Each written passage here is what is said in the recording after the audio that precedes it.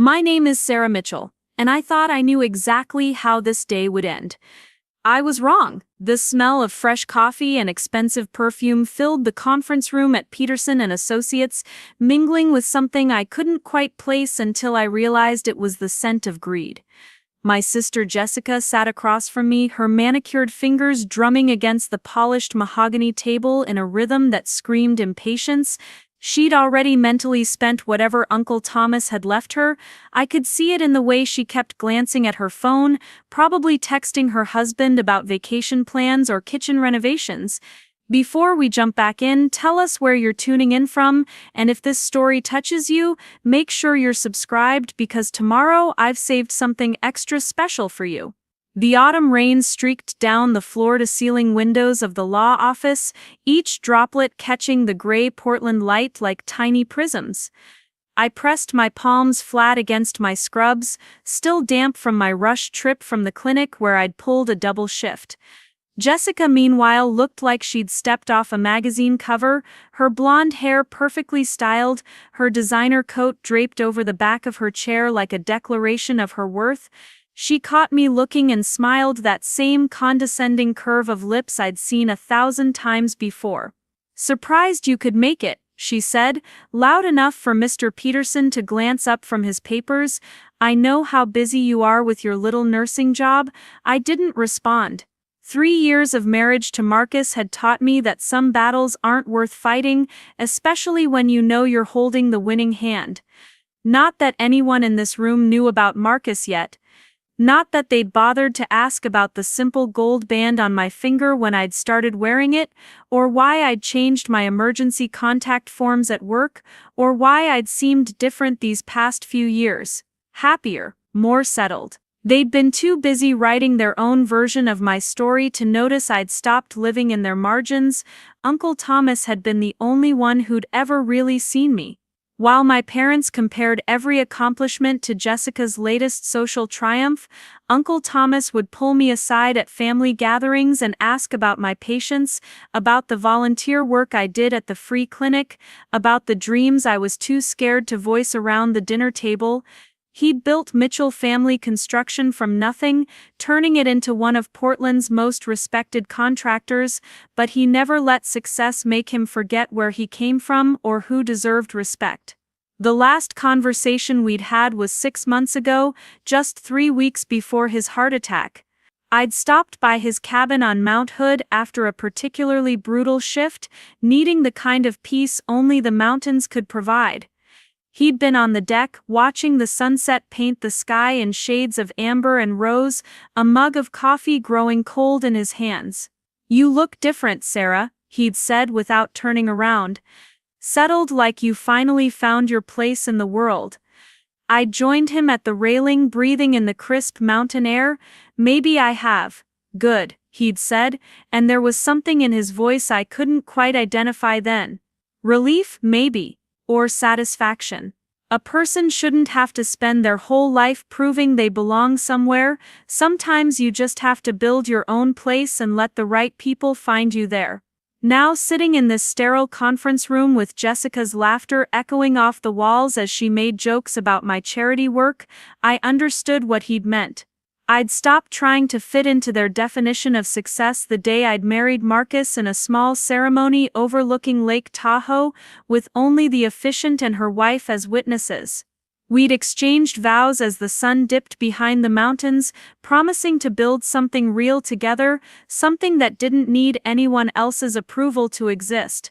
Jessica was still talking, something about how she hoped Uncle Thomas had been sensible with his distributions, how some people needed structure and guidance more than others.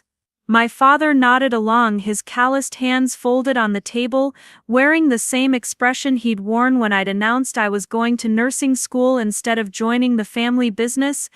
Disappointment mixed with resignation, as if I'd confirmed something he'd always suspected about my character.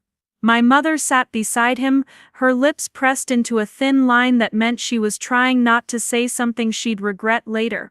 Linda Mitchell had perfected the art of silent judgment, communicating entire dissertations of disapproval through the tilt of her head or the way she adjusted her purse strap.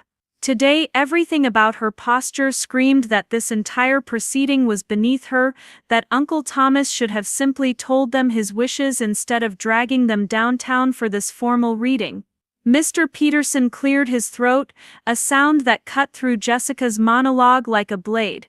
He was younger than I'd expected, probably in his early 40s, with kind eyes behind wire-rimmed glasses and the sort of careful precision that suggested he took his responsibilities seriously. He'd arranged several documents in neat piles before him, each stack weighted down with what looked like small brass paperweights shaped like scales of justice. "Thank you all for coming," he began, his voice carrying the formal weight of someone who'd delivered news both welcome and devastating more times than he cared to count. "As you know, Thomas Mitchell passed away 6 months ago, and per his explicit instructions this will could only be read with all immediate family members present." Jessica leaned forward slightly, her eyes bright with anticipation. She'd already started mentally redecorating Uncle Thomas's cabin, I could tell. In her mind she was the obvious choice for the bulk of his estate. She was married to a successful businessman, lived in the right neighborhood, drove the right car. She represented the kind of stability and respectability that families like ours were supposed to value above all else. What Jessica didn't know, what none of them knew, was that Uncle Thomas had never cared about those things. He'd built his fortune through honest work and fair dealings, employing local crews and supporting small businesses even when it would have been cheaper to go with larger contractors. He'd donated quietly to causes he believed in, never seeking recognition or tax breaks, just trying to make the world a little better than he'd found it. The rain against the windows had intensified, creating a steady percussion that seemed to underscore the gravity of the moment. Mr. Peterson opened the first folder, revealing a document sealed with dark blue wax, the kind of old-fashioned touch that Uncle Thomas would have insisted upon. He'd always believed that important moments deserved ceremony, that some things shouldn't be rushed or treated casually.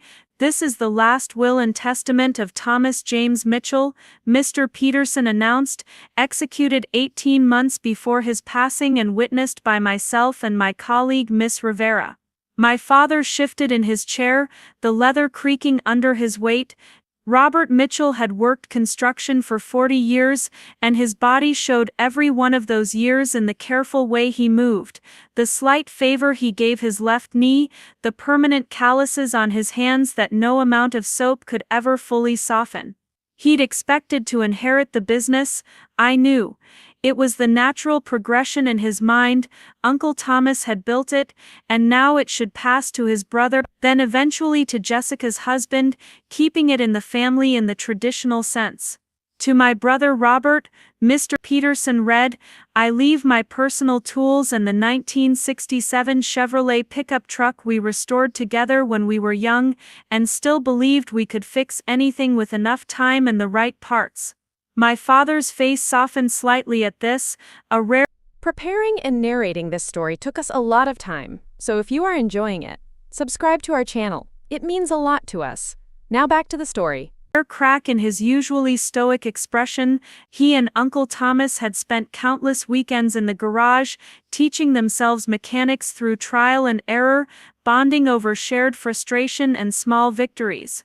The truck had been Uncle Thomas's pride and joy, a connection to simpler times when their biggest worry was whether they had enough gas money to take girls to the drive-in. "To my sister-in-law Linda," the lawyer continued, "I leave my collection of first-edition cookbooks and the dining room set that belonged to our mother, along with a small annuity to ensure she can maintain them properly." My mother's eyebrows rose slightly, but she nodded with approval. Uncle Thomas had always appreciated her cooking, never failing to compliment her pot roast or ask for seconds of her apple pie. The dining room set was a genuine antique solid oak that had been in the family for 3 generations, worth more in sentimental value than monetary, though the craftsmanship alone made it valuable. Jessica was practically vibrating with anticipation now, her leg bouncing under the table in a rhythm that matched her finger tapping. She'd been counting on receiving the cabin and a substantial cash inheritance, enough to finally convince her husband to quit his job and move somewhere warmer, maybe California or Arizona. She'd complained often enough about Portland's gray winters and how the rain made her feel trapped. To my niece Jessica Mitchell Kane, Mr. Peterson read, and Jessica sat up straighter, her smile widening. I leave the sum of $50,000 and my collection of vintage construction equipment to be displayed or sold at her discretion. The smile faltered slightly. $50,000 was nothing to sneeze at, but it wasn't the windfall she'd been expecting. And vintage construction equipment wasn't exactly something she could convert into a new kitchen or European vacation. Still, she recovered quickly, nodding graciously as if this had been exactly what she'd hoped for. And to my niece Sarah Mitchell, Mr. Peterson continued, and suddenly every eye in the room was on me. I leave the cabin and surrounding 40 acres on Mount Hood, the entire Mitchell family construction company, including all assets, contracts, and intellectual property, and the remainder of my estate, estimated at approximately $2.4 million. The silence that followed was so complete I could hear the rain hitting the windows, could hear Jessica's sharp intake of breath, could hear my father's chair creak as he sat back hard. My mother's hand had gone to her throat, where she always touched when she was shocked, and Jessica's face had gone through several colors before settling on a pale, tight mask. "That can't be right," Jessica said, her voice higher than usual. "Sarah doesn't know anything about construction. She's a nurse." Mr. Peterson consulted his papers again, unruffled by her protest. "The will is quite specific, Miss Mitchell Kane. However, there are several conditions attached to this inheritance." I felt my stomach drop. Of course there were conditions. Uncle Thomas had always been thorough, never leaving details to chance or assumption. I should have known he wouldn't simply hand over everything without some sort of test or requirement. "The first condition," Mr.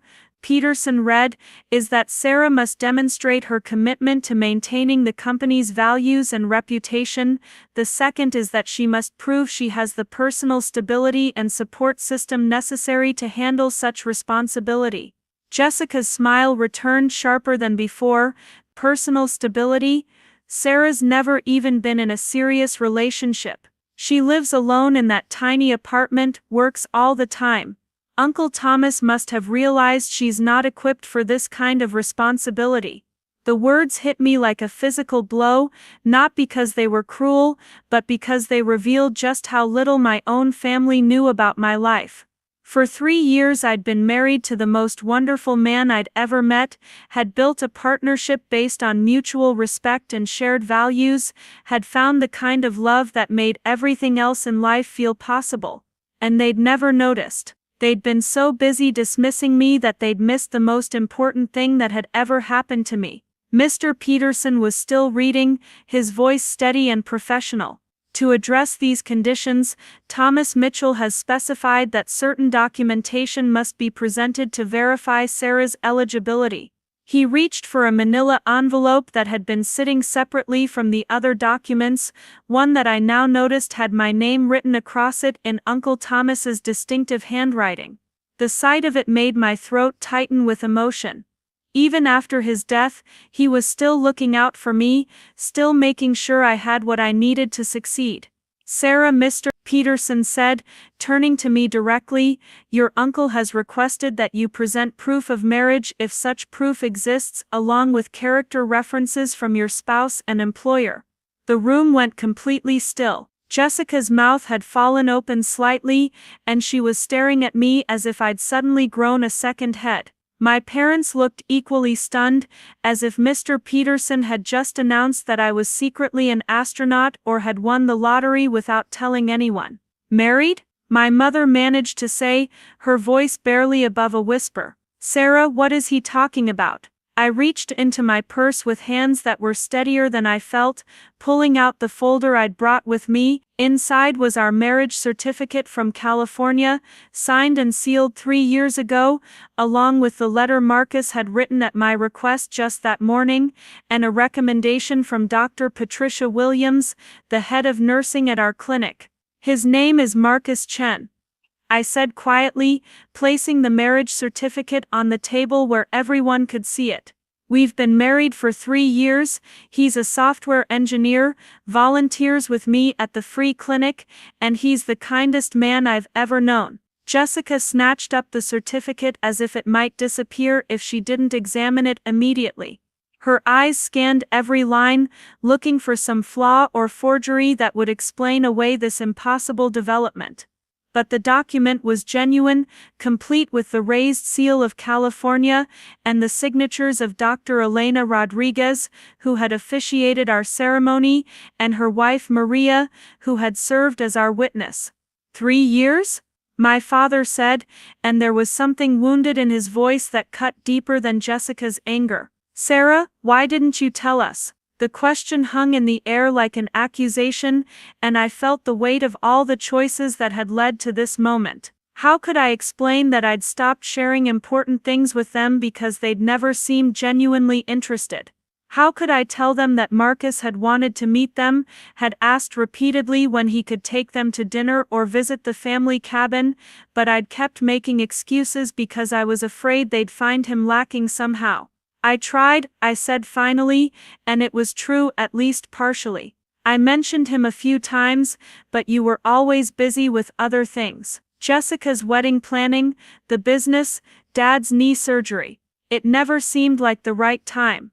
You mentioned a friend named Mark, my mother protested. You never said you were married to him. Marcus, I corrected gently, and I did say he was important to me. I said we were serious. But every time I brought him up, the conversation moved to something else. The truth was more complicated than that. Of course, the truth was that I'd been protecting both Marcus and myself from their inevitable judgment, their questions about his background and prospects, their assumption that anyone I chose couldn't possibly be good enough for their impossible standards. Marcus came from an immigrant family who'd worked 3 jobs to put him through college. He was brilliant and funny and generous, but he didn't drive the right car or wear the right clothes, and I'd been terrified they'd make him feel small the way they'd always made me feel small. Mr. Peterson cleared his throat delicately. There are additional documents, if I may continue. Jessica was still clutching the marriage certificate, but she passed it to my parents, who examined it with the same intensity she had. My mother traced the gold seal with one finger, as if she could somehow determine its authenticity through touch. The character reference from Marcus Chen, Mr. Peterson announced, unfolding a single sheet of cream-colored paper. At Sarah's request, he has provided the following statement. Marcus had written it at our kitchen table that morning, before I'd left for the reading, his dark eyes serious as he'd asked me again if I was sure I didn't want him to come with me. I'd kissed him and told him this was something I needed to face alone, but having his words read aloud felt like having him there beside me anyway.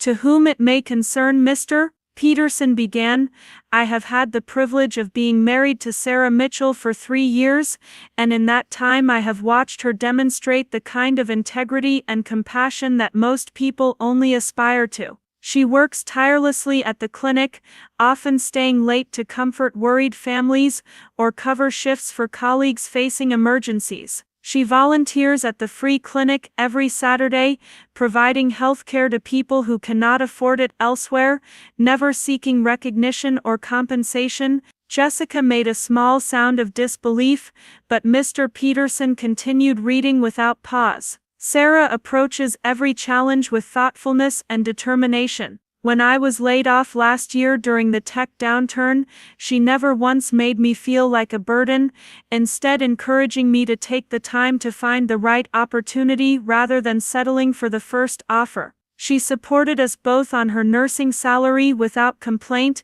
even taking extra shifts to ensure we could maintain our lifestyle and continue our charitable contributions. My father was looking at me now with an expression I couldn't quite read, something between surprise and what might have been respect. He'd always valued hard work above all else, and the idea that I'd been the sole breadwinner for months, working extra shifts to support my husband's job search, seemed to resonate with him in a way my nursing career never had. Most importantly, the letter continued, Sarah has the rare ability to see potential where others see problems. She helped me start my own consulting business, believing in my abilities even when I doubted them myself. She has a gift for bringing out the best in people, whether it's a scared patient in the ER or a teenager volunteering at the clinic for the first time. Any organization would be fortunate to have her leadership, and any community would be blessed to have her investment. Mr. Peterson set down the letter and picked up another document, this one on official letterhead from Portland General Hospital, and finally a recommendation from Dr. Patricia Williams, head of nursing. Dr. Williams had been my mentor since I'd started at the clinic, a woman who'd built her reputation on refusing to tolerate incompetence or dishonesty. If she'd taken the time to write a recommendation, it carried weight that went far beyond simple workplace courtesy. Sarah Mitchell represents the best of what healthcare can be, Mr. Peterson read. In 5 years of working with her, I have never seen her lose her temper with a difficult patient, never seen her cut corners when safety was at stake, never seen her fail to advocate for someone who needed help. She has been promoted twice during her tenure here, and I have repeatedly recommended her for additional training and responsibility. The letter went on to detail specific instances of my work, cases where I'd gone above and beyond, programs I'd helped implement, the trust that patients and families placed in me. It painted a picture of competence and dedication that stood in stark contrast to Jessica's dismissal of my little nursing job. She recently completed her master's degree in healthcare administration while working full-time, maintaining a 4.0 GPA and earning recognition for her thesis on improving healthcare access in underserved communities. Sarah has the intelligence, integrity, and leadership skills necessary for any endeavor she chooses to pursue. When Mr. Peterson finished reading, the room fell into a heavy silence. Outside, the rain had softened to a gentle patter, and the gray afternoon light filtering through the windows seemed less harsh somehow, more forgiving. I could feel my family's eyes on me, seeing me perhaps for the first time as something other than the disappointing daughter who'd chosen the wrong path. Jessica was the first to speak, her voice tight with something that might have been hurt or might have been anger. So Uncle Thomas knew? About the marriage? About everything?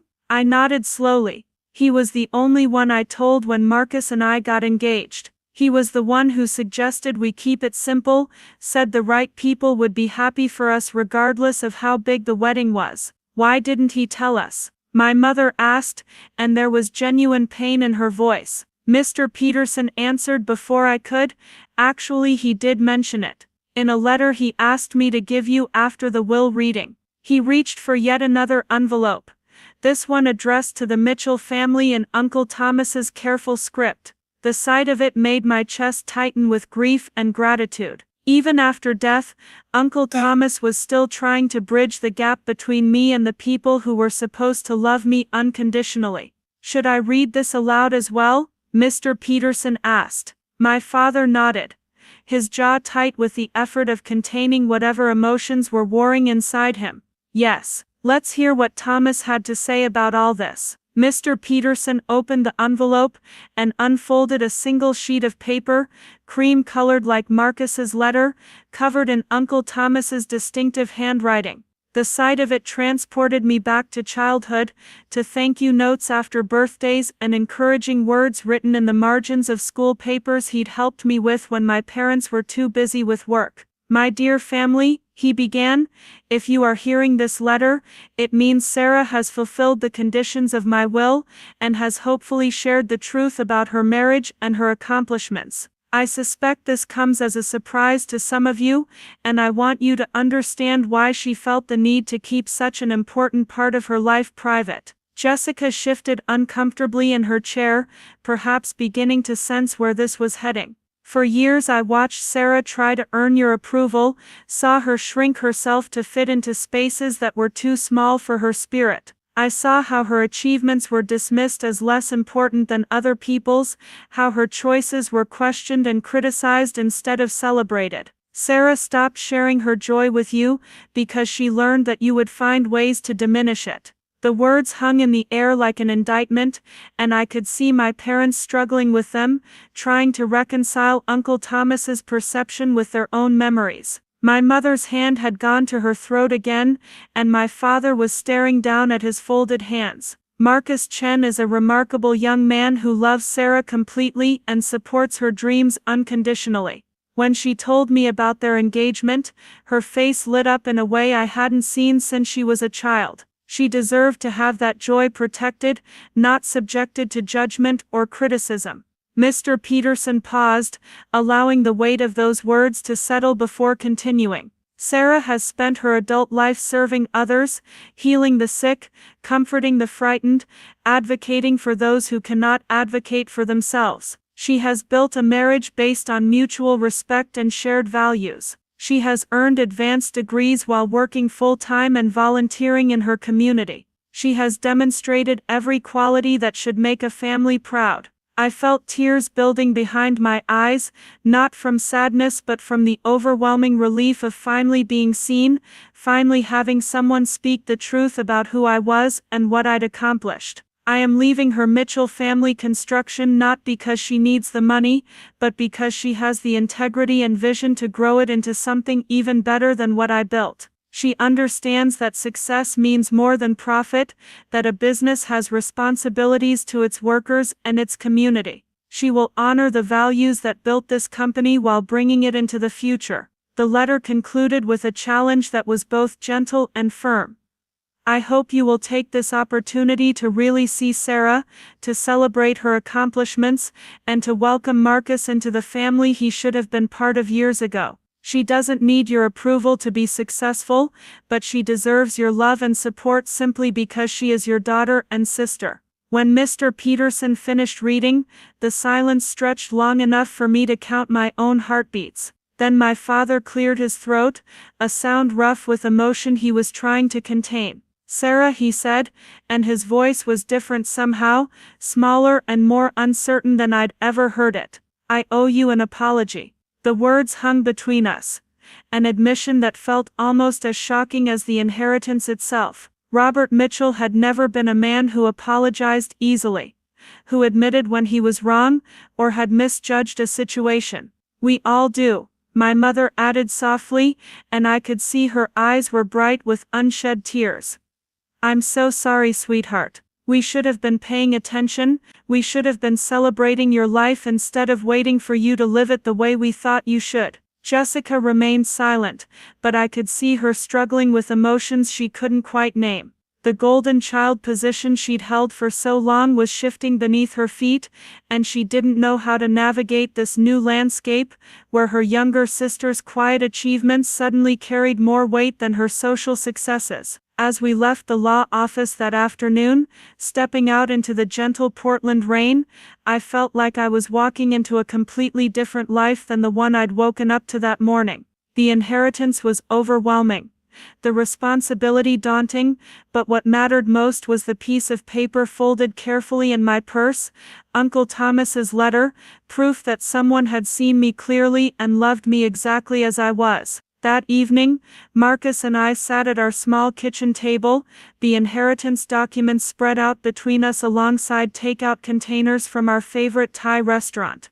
He'd listened to the entire story without interruption, his hand warm and steady over mine as I recounted each revelation, each moment of shock and recognition. "So," he said finally, his eyes twinkling with the humor that had first made me fall in love with him, "I guess this means I'm married to a construction mogul now." I laughed, feeling lighter than I had in years. "I guess it does. Think you can handle being Mr. Sarah Mitchell?" "I've been handling it for 3 years," he reminded me, lifting my hand to kiss the simple gold band he'd placed there in a small ceremony beside Lake Tahoe. "I'm just glad the rest of your family finally gets to meet the woman I married." Outside our window, the Portland evening was settling into its familiar rhythm of soft rain and glowing streetlights. Tomorrow would bring new challenges. difficult conversations with my family, the overwhelming task of learning to run a multi-million-dollar construction company. But tonight, in our small apartment that had always felt like home, I allowed myself to simply enjoy the feeling of being fully seen and completely loved. The journey ahead would be complicated. I knew Jessica and I would need time to rebuild our relationship. On more equal footing, my parents would need to learn how to see me as an adult, with her own accomplishments rather than a daughter who'd disappointed them. The construction company would require me to develop new skills and take on responsibilities I'd never imagined.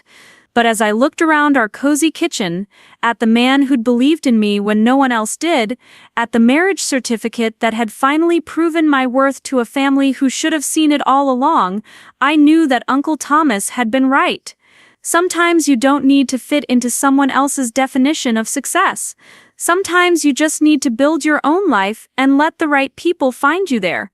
And sometimes, if you're very lucky, the people who matter most will finally understand that you were worth celebrating all along. The weeks following Uncle Thomas's funeral had been a blur of casseroles and condolences, but what I remembered most clearly was the conversation that never happened.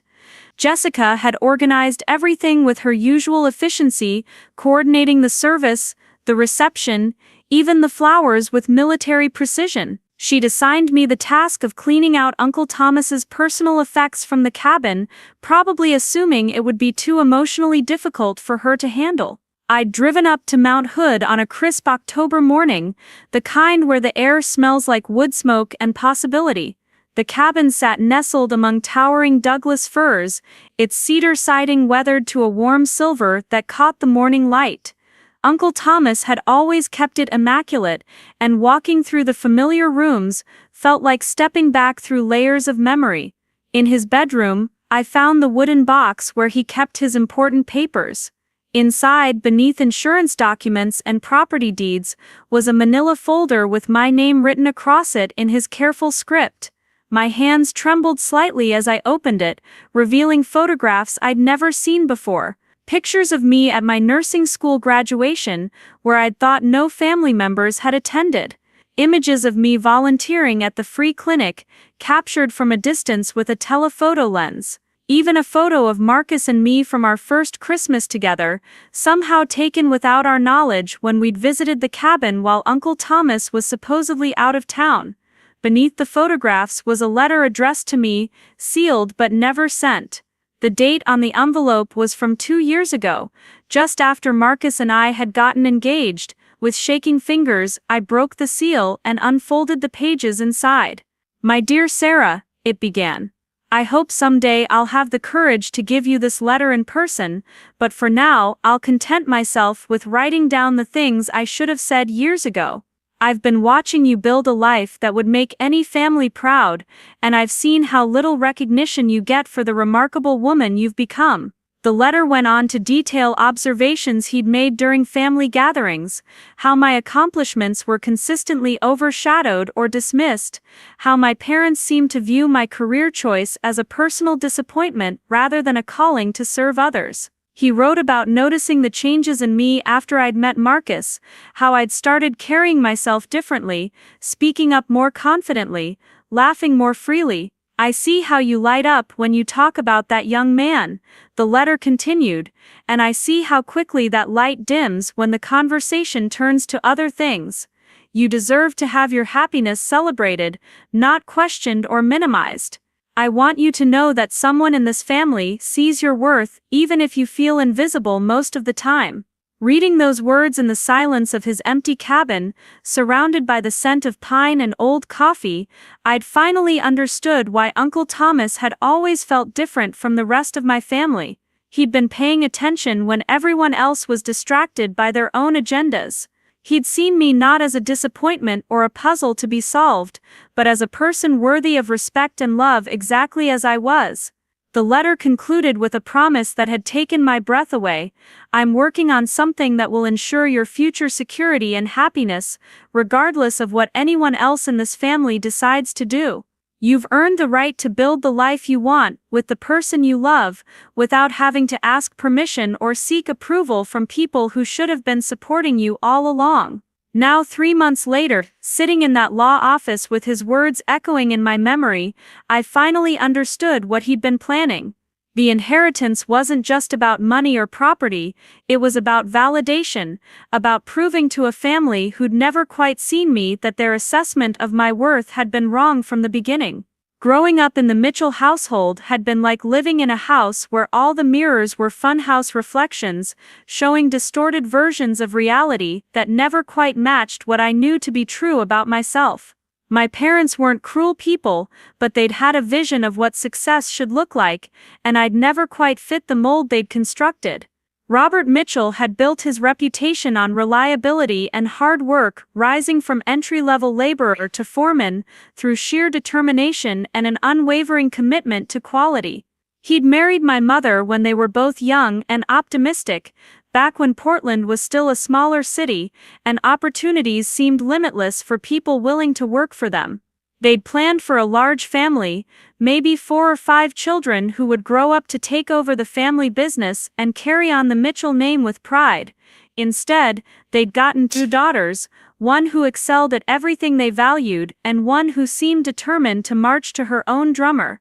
Jessica had been born with an intuitive understanding of what people wanted to hear, what image to project, how to make herself indispensable in social situations. She'd been homecoming queen, valedictorian, prom committee chair, the kind of daughter who made parents proud at school functions and community events. I'd been born with an intuitive understanding of how things worked, how systems functioned, how to solve problems that didn't have obvious solutions. But those weren't qualities that translated well to parent-teacher conferences or family dinner conversations. While Jessica was winning debate tournaments and organizing charity drives, I was building elaborate cardboard cities in my bedroom and reading medical journals I'd borrowed from the library. The first crack in my relationship with my parents had appeared when I'd announced my intention to study nursing instead of business administration. I'd been 17, full of idealistic dreams about making a difference in people's lives, convinced that healing the sick was the highest calling anyone could aspire to. My father had listened to my passionate speech about wanting to help people, then asked the question that still echoed in my memory. But what about the family business? Who's going to help me build something lasting? The implication had been clear. Jessica would marry well and provide grandchildren who might eventually take over the company, but I was supposed to be the practical daughter, the one who learned the business side and ensured continuity. My choice to pursue healthcare instead felt like abandonment to them, a rejection of everything they'd worked to build. Nursing school had been both a liberation and an isolation. For the first time in my life, I was surrounded by people who understood that taking care of others wasn't a consolation prize or a stepping stone to something better. It was meaningful work that required intelligence, compassion, and strength in equal measure. My professors praised my clinical skills and bedside manner, my fellow students elected me to student government, and my patients trusted me with their fears and hopes in ways that felt sacred. But when I'd graduated summa cum laude and landed a position at Portland General, one of the most competitive hospitals in the region, my family's response had been muted. They'd attended the ceremony, taken the obligatory photographs, and celebrated with dinner at a nice restaurant. But I could see the disappointment lurking beneath their smiles, the sense that I'd chosen the harder path when easier options had been available. Jessica, meanwhile, had married Derek Kane 6 months after college graduation in a ceremony that cost more than some people's houses. Derek came from old Portland money, the kind of family whose name appeared on hospital wings and university buildings. He was handsome in a bland, inoffensive way, with the sort of inherited confidence that came from never having to question whether doors would open for him. The wedding had been everything my parents had dreamed of for their daughters. 200 guests in the historic Multnomah Athletic Club, flowers flown in from California, a 7-course dinner that had been featured in Portland Monthly magazine. Jessica had glowed with the satisfaction of a woman who'd achieved everything she'd been taught to want, and my parents had basked in the reflected glory of having raised such a successful daughter. I'd been maid of honor, standing beside Jessica in a bridesmaid dress that cost more than I made in a week, smiling for photographs while calculating how many shifts I'd need to pick up to pay for the bachelorette party expenses. The whole event had felt like performance art, elaborate production designed to communicate status and success to an audience of peers and competitors. During the reception, I'd found myself sitting at the family table, listening to my father give a toast about how proud he was of both his daughters, how Jessica represented the best of what the Mitchell name stood for. He'd mentioned my nursing career as an afterthought, a quick acknowledgement before returning to effusive praise for Jessica's accomplishments and Derek's business acumen. That night, alone in my small apartment, I'd cried for the first time in years. Not from sadness, exactly, but from the exhaustion of constantly feeling like I was auditioning for a role I didn't want, trying to prove my worth using metrics that didn't make sense for the life I was actually living. The loneliness had been the hardest part, not the obvious loneliness of living alone or working long shifts, but the deeper isolation that came from feeling fundamentally misunderstood by the people who were supposed to know me best. I'd tried to share my experiences with them, to help them understand why my work mattered, but every conversation seemed to end with them redirecting the focus to Jessica's latest accomplishment or Derek's business ventures. When I'd won the Nightingale Award for Excellence in Patient Care during my third year at the hospital, recognizing me as the outstanding nurse in my unit, I'd called my parents with excitement. My mother had listened politely, offered congratulations, then immediately pivoted to telling me about Jessica's promotion to head of the junior league. The award represented months of dedication, countless extra hours spent with difficult patients, recognition from doctors and administrators who'd observed my work firsthand. But in my family's economy of attention, it couldn't compete with Jessica's social achievements. The pattern had repeated itself over and over through the years. When I'd completed my master's degree in healthcare administration while working full-time, my graduation had coincided with Jessica's announcement that she and Derek were building a new house in the West Hills. When I'd been promoted to charge nurse, the news had been overshadowed by Jessica's pregnancy announcement. When I'd received a grant to develop a new patient education program, it had been the same week Derek had been featured in Business Journal as one of Portland's rising young executives. Each time, I'd told myself it didn't matter, that external validation wasn't important as long as I knew I was making a difference.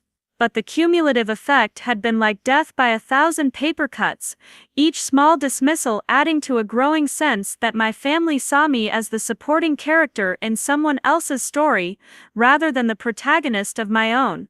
Uncle Thomas had been the only one who'd seemed to understand this dynamic, though he'd never directly commented on it.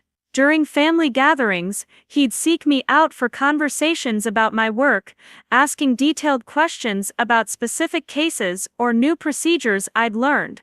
He'd remember things I'd mentioned months earlier, following up on patients I'd worried about or professional goals I'd shared.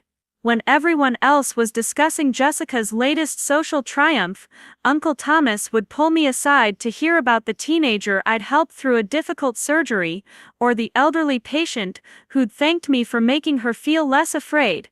Those conversations had been lifelines, brief moments where I felt seen and valued for who I actually was rather than who I was failing to become. Uncle Thomas never made me feel like my choices needed justification or my accomplishments needed qualification. He understood that healing people was important work, that dedication to serving others was a worthy way to spend a life. Looking back now, I could see how carefully he'd been documenting my achievements, collecting evidence of my character and competence like a lawyer building a case. The photographs in his cabin hadn't been random snapshots, but deliberate records of a life well lived, proof that someone had been paying attention even when I'd felt invisible. The night I'd met Marcus had been one of those moments when life shifts without warning, when an ordinary evening becomes the dividing line between before and after. I'd been working a particularly brutal shift in the emergency department, dealing with a multi-car accident that had brought in 6 patients at once. The chaos had been overwhelming even by ER standards, with every bed occupied and families crowding the waiting area, desperate for news about their loved ones. Marcus had arrived around midnight with his elderly neighbor, Mrs. Chen, who'd fallen and couldn't get up. He'd found her when he'd heard her calling for help through their shared wall, and he'd spent 40 minutes sitting with her on her kitchen floor, keeping her calm and comfortable until the paramedics arrived. By the time they'd reached the hospital, Mrs. Chen was treating him like a beloved grandson, holding his hand and insisting that he stay with her until her real family could arrive from Seattle. I'd been assigned to Mrs. Chen's care, and I'd immediately noticed how gentle Marcus was with her, how he'd positioned himself so she could see his face while I'd worked, translating my explanations into Mandarin when she'd seemed confused by medical terminology. He'd had the sort of quiet competence that came from genuine caring rather than professional obligation, the ability to make someone feel safe simply by being present. When Mrs. Chen's X-rays had come back clear, and I'd been able to assure them both that she'd suffered only bruising, Marcus had thanked me with such sincere gratitude that I'd been caught off guard. Most family members were too stressed or relieved to do more than nod acknowledgement, but Marcus had looked directly into my eyes and said, "Thank you for taking such good care of her. I can tell she feels safe with you." Something about the way he'd said it, the recognition that patient comfort was just as important as medical competence, had made me see him clearly for the first time. He wasn't traditionally handsome in the way Derek was, with his perfectly styled hair and expensive clothes. Marcus was shorter, with laugh lines around his dark eyes and hands that showed evidence of actual work. But there was something about his presence that made me feel like I could breathe more easily, like the constant tension I carried in my shoulders had suddenly released.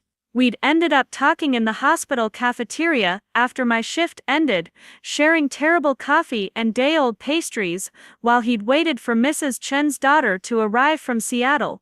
He'd told me about his work developing software for small nonprofits, his passion for using technology to help organizations that couldn't afford expensive systems. I'd told him about my patient education program, my frustration with the barriers that prevented people from getting the care they needed. The conversation had flowed with the sort of easy rhythm that made hours feel like minutes. Marcus had a way of asking questions that showed he was really listening, that he understood the complexity of the problems I dealt with every day. When I'd mentioned my ongoing battle with hospital administration to get funding for translation services, he'd immediately started brainstorming technological solutions, ways to make interpretation more accessible and cost-effective. By the time Mrs. Chen's daughter had arrived and Marcus had finally left the hospital, we'd exchanged phone numbers and made plans to meet for coffee the following weekend. I'd driven home through the empty Portland streets, feeling more energized than I had in months, despite having worked a 12-hour shift. For the first time in years, I'd met someone who seemed to understand that the work I did mattered, who saw my dedication as strength rather than misplaced priorities. Our first official date had been at a small coffee shop in Southeast Portland, the kind of place where the baristas knew their regular customers' orders and the walls were covered with local art. Marcus had arrived early, securing us a table by the window where we could watch the Saturday morning foot traffic of dog walkers and farmers market shoppers. He'd brought Mrs. Chen's thank you card, written in careful English and expressing gratitude for the kindness we'd both shown her. That gesture had told me everything I needed to know about his character. He'd thought to follow up on a brief hospital encounter, to share an elderly woman's appreciation with someone who'd simply been doing her job. It was the sort of thoughtfulness that couldn't be faked or performed, the natural impulse of someone who paid attention to the emotional undercurrents of human interaction. We'd talked for hours that day, covering everything from our childhood experiences, to our professional aspirations, to our shared love of hiking in the Columbia River Gorge. Marcus had grown up in a family where education was valued above all else, where his parents had worked multiple jobs to ensure he and his sister could attend college without debt. He understood the weight of family expectations, the pressure to justify choices that didn't align with traditional definitions of success. When I'd told him about my family's reaction to my nursing career, he'd nodded with immediate understanding. His parents had initially been disappointed when he'd chosen software development over medical school, viewing his career as less prestigious than his sister's work as a pediatrician. It had taken years for them to understand that helping nonprofits achieve their missions was just as meaningful as treating sick children, that success could be measured in impact rather than income. That shared experience of feeling misunderstood by well-meaning families had created an immediate bond between us. We'd both learned to find validation in our work, rather than in external recognition, to measure our worth by the positive changes we could create, rather than the approval we could earn. But having someone else who understood that dynamic, who saw the value in choosing purpose over prestige, felt like discovering that I wasn't alone in the world after all. Our relationship had developed with the sort of natural progression that felt both inevitable and miraculous. We'd started spending weekends together, exploring Portland's neighborhoods and hiking trails, cooking elaborate meals in his tiny kitchen while debating everything from healthcare policy to the best route to Mount Hood. Marcus had a way of making ordinary activities feel special, whether it was finding the perfect farmer's market tomato or watching the sunset from the top of Mount Tabor. He'd met my work colleagues before he'd met my family, joining me for hospital holiday parties and staff appreciation dinners, where he'd charmed everyone from veteran nurses to department heads. Dr. Williams had pulled me aside after the first event he'd attended to tell me how impressed she'd been with his genuine interest in healthcare issues, his thoughtful questions about patient advocacy and healthcare access. "He sees you clearly," she'd said, and something about the way she'd phrased it had made my throat tighten with emotion. "He understands what you do and why it matters. That's not as common as you might think." She'd been right, of course. Marcus had a gift for recognizing value where others saw only obligation or routine. He'd never once suggested that my work was too stressful or emotionally demanding, never implied that I should consider switching to something easier or more profitable. Instead, he'd found ways to support my career, offering to drive me to work during particularly exhausting weeks, or bringing dinner to the hospital when I couldn't leave for breaks. When I'd been struggling with a particularly difficult case, a young mother with cancer, who'd been worried about her children's future, Marcus had spent his weekend researching resources for pediatric grief counseling, compiling a comprehensive list of local organizations that could provide support. He'd presented it to me on Monday morning with a quiet pride that had made me fall in love with him all over again. "I know you can't solve every problem," he'd said, "but maybe this will help you give her some options." That moment had crystallized something I'd been feeling for months, but hadn't been able to articulate. Marcus didn't just love me despite my career, he loved me because of it. He saw my dedication to helping others as one of my most attractive qualities, not an obstacle to be overcome, or a phase to be grown out of. He wanted to be part of a life dedicated to service, to build a partnership based on shared values rather than shared social status. The contrast with my family's attitude had been stark and painful. While Marcus was researching grief counseling resources, my parents were suggesting that I might want to consider a less emotionally demanding specialty, something that wouldn't require such long hours or constant exposure to human suffering. While Marcus was proud to tell people about my patient advocacy work, my family was still introducing me as our daughter who works at the hospital, as if nursing were too complicated to explain or too humble to specify. I'd started to understand that the problem wasn't my career choice, or my personality, or my priorities. The problem was that I'd been trying to earn approval from people who fundamentally didn't understand what they were evaluating. It was like trying to explain color to someone who'd been blind from birth. They could hear the words and appreciate the effort, but they couldn't truly comprehend the experience I was describing. Marcus had given me the gift of perspective, the ability to see myself through the eyes of someone who understood my world and valued my contributions. With him, I didn't have to translate my experiences into terms that would make sense to people who'd never worked in healthcare. I didn't have to justify my choices or defend my priorities. I could simply be myself, completely and authentically, without fear of judgment or dismissal. The decision to get married had been easy once we both acknowledged that we were building something permanent together. We'd been dating for 2 years, living together for 6 months, and had developed the sort of partnership that felt both comfortable and exciting.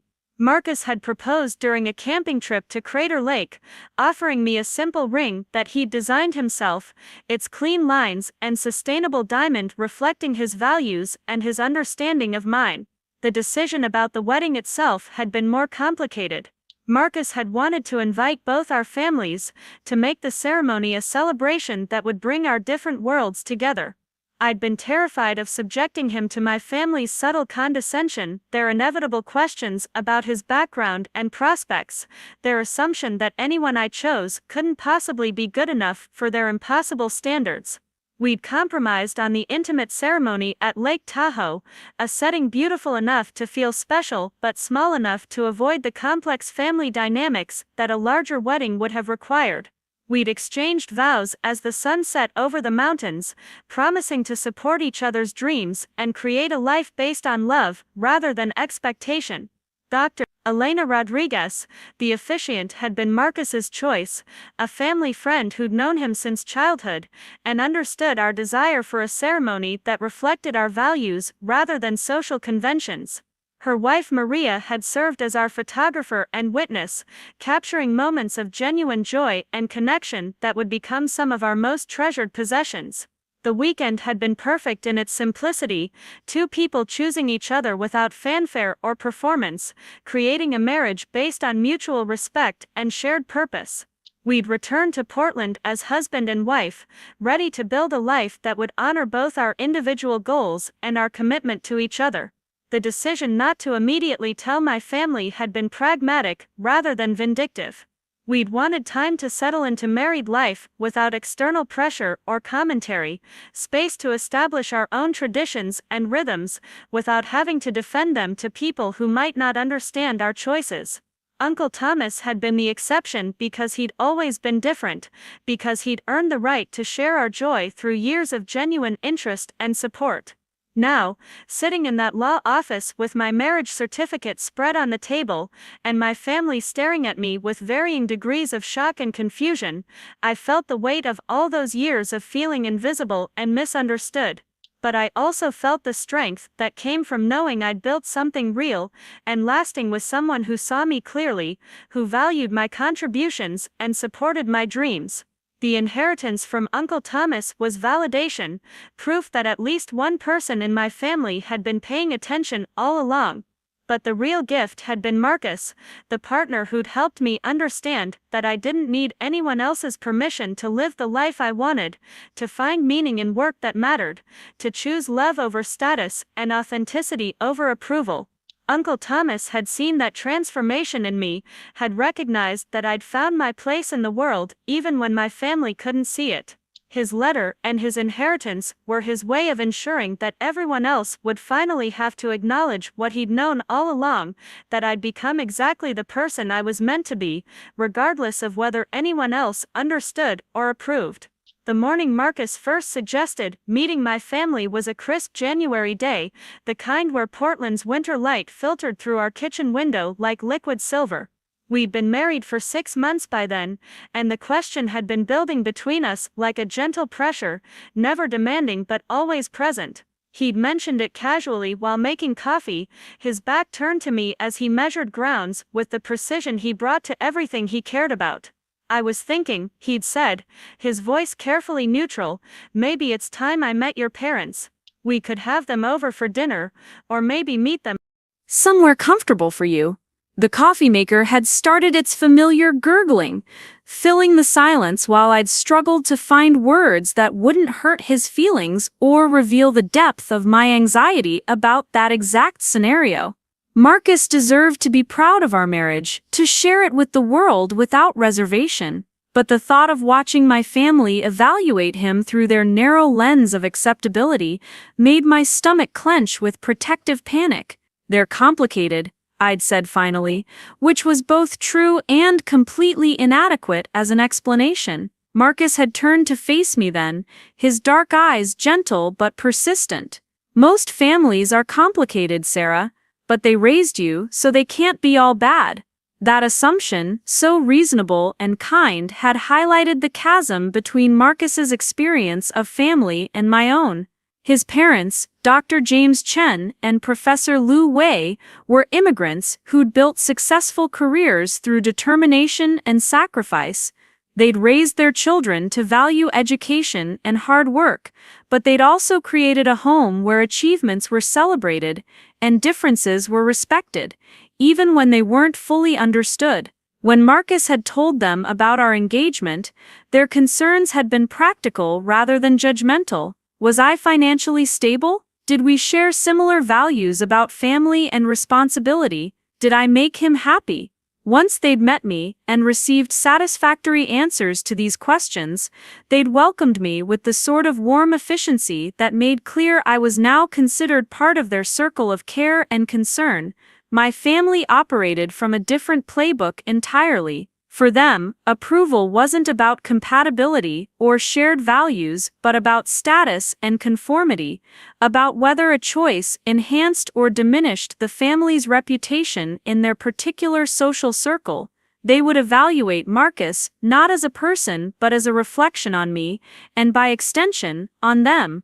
His profession, his background, his appearance, his family's immigration history, even the way he dressed or spoke, would all be subjected to scrutiny that he wouldn't recognize as assessment because it would be wrapped in polite conversation and surface-level pleasantries. What if we started small? Marcus had suggested, misinterpreting my hesitation as simple nervousness.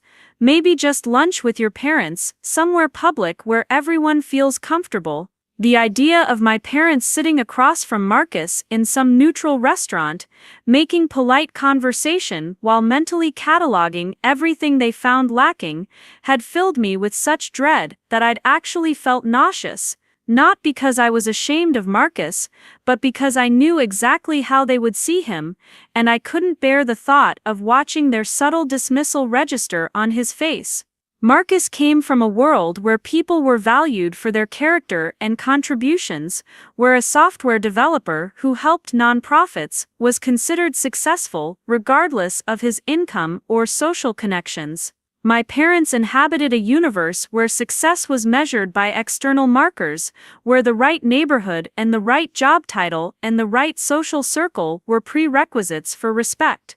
They wouldn't be deliberately cruel to Marcus, but they would find ways to communicate their disappointment in my choice without ever saying anything that could be directly challenged. "I need more time," I'd said, hating myself for the hurt that had flickered across Marcus's features before he'd hidden it behind understanding. "Of course," he'd replied, but something had shifted in the kitchen's atmosphere, a barely perceptible cooling that had lingered for days afterward. The postponement had become a pattern, a series of excuses and delays that grew increasingly transparent as months passed. Marcus had stopped asking directly, but I could feel the question hovering in conversations about holidays and family obligations. In his careful neutrality, when I'd returned from rare visits to my parents' house, in the way he'd never quite meet my eyes when coworkers asked if they'd be meeting my family at the hospital's annual picnic.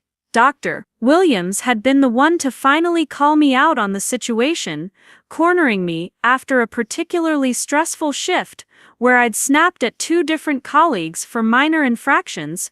She'd pulled me into her office and closed the door, settling behind her desk with the expression she wore when delivering difficult diagnoses.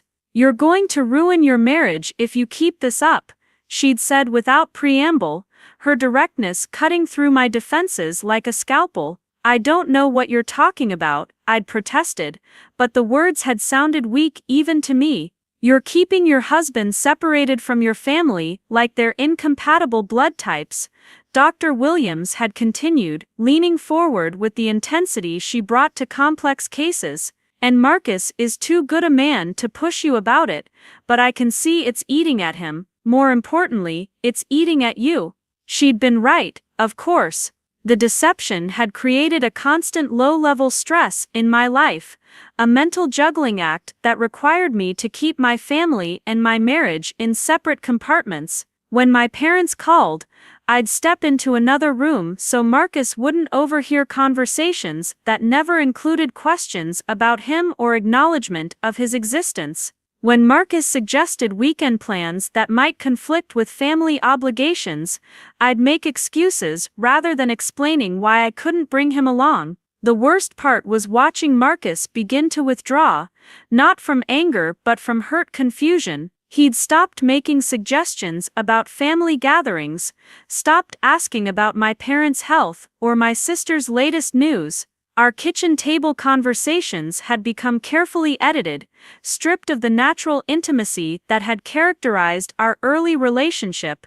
I could see him struggling to understand what he'd done wrong, and my inability to explain without exposing my family's prejudices had created a distance between us that grew wider with each passing week.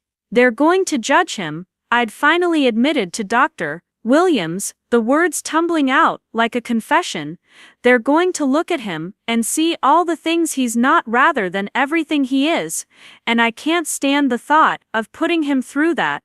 Dr. Williams had studied me for a long moment, her expression softening slightly. You know what's worse than being judged by people who don't matter, being hidden by someone who's supposed to love you unconditionally. That conversation had haunted me for weeks, playing on repeat during quiet moments at work, and restless nights when Marcus slept peacefully beside me, unaware of the internal war I was fighting. Dr. Williams had stripped away all my justifications and excuses, leaving me face to face with an uncomfortable truth. My desire to protect Marcus from my family's judgment was really about protecting myself from having to choose between them. The breaking point had come on a Thursday evening in March, when my mother had called during dinner to inform me about Jessica's latest accomplishment. Derek had been promoted to senior partner at his law firm, and they were celebrating with a dinner party the following weekend. The guest list, my mother had explained in detail, included several prominent Portland families, the kind of people whose approval carried social weight and business opportunities. Jessica thought you might want to come, my mother had said, her tone suggesting this was an act of charity rather than genuine invitation. It would be good for you to meet some successful people, maybe make some connections that could help with your career. The implication that my current social circle was inadequate, that I needed Jessica's intervention to meet successful people, had stung in the familiar way of old wounds being reopened. But what had made the conversation unbearable was the realization that Marcus was sitting across from me, eating the dinner he'd prepared, while listening to my mother discuss plans that explicitly excluded him. After I'd hung up, Marcus had continued eating in silence for several minutes before setting down his fork and looking directly at me. Are you ashamed of me, Sarah? The question had hit me like physical blow, partly because it was so far from the truth, and partly because I understood why he would think it. From his perspective, I'd been hiding our marriage from my family for over a year, declining every invitation that might include him, making excuses about scheduling conflicts and family dynamics without ever offering him the chance to form his own opinions about my relatives.